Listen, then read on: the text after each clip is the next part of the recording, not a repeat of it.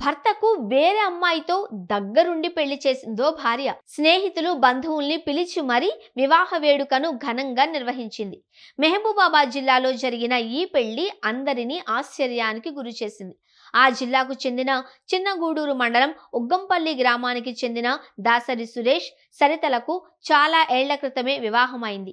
వీరికి ఒక కుమారుడు, కుమార్తె ఉన్నారు. జీవితం సాఫీగా సాగిపోతోంది. అయితే మహబూబాబాద్ పట్టణంలోని భక్త మార్కండేయ గుడి వీధికి చెందిన లాకా పద్మ, వీరస్వామి దంపతుల చిన్న కుమార్తె సంధ్య సురేష్కి వరుసకు మరదలవుతుంది. ఆమె మానసిక వికలాంగురాలు. ఏ పని చేసుకోలేని ఆమెను తల్లిదండ్రులు చంటిబిడ్డలా చూసుకుంటున్నారు. సంధ్యకు బావ సురేష్ అంటే ఇష్టం. ఈ విషయం తెలుసుకున్న తల్లిదండ్రులు సరిత దగ్గరకు వెళ్లారు. తమ కూతురు సురేష్ను ఇష్టపడుతోందని సరితకు చెప్పారు. పెళ్లి విషయాన్ని ప్రస్తావించారు. సరిత కూడా వెంటనే తన భర్తకు సంధ్యనిచ్చి పెళ్లి చేసేందుకు అంగీకరించారు. బుధవారం భక్త మార్కండేయ ఆలయంలో బంధుమిత్రుల సమక్షంలో సురేష్, సంధ్యలకు ఘనంగా వివాహం జరిగింది.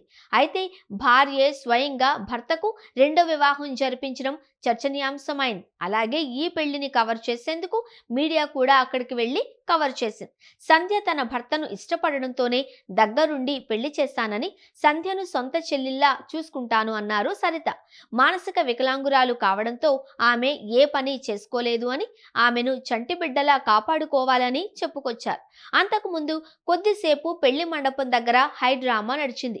సంధ్య అక్క భర్త నాగరాజు ఈ పెళ్లిని అడ్డుకునేందుకు ప్రయత్నించారు. తన మరదలు మానసిక వికలాంగురాలు అని, ఆమెకు ఇప్పటికే వివాహమైన వ్యక్తితో పెళ్లి చేయడం నేరము అంటూ పోలీసులకు సమాచారం ఇచ్చారు.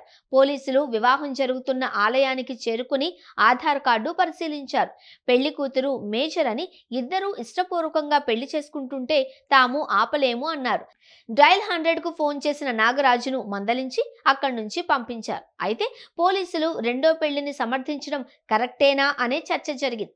తెలుగు రాష్ట్రాలలో ఇటీవల ఇలాంటి ఘటన 1, 2 జరిగాయి.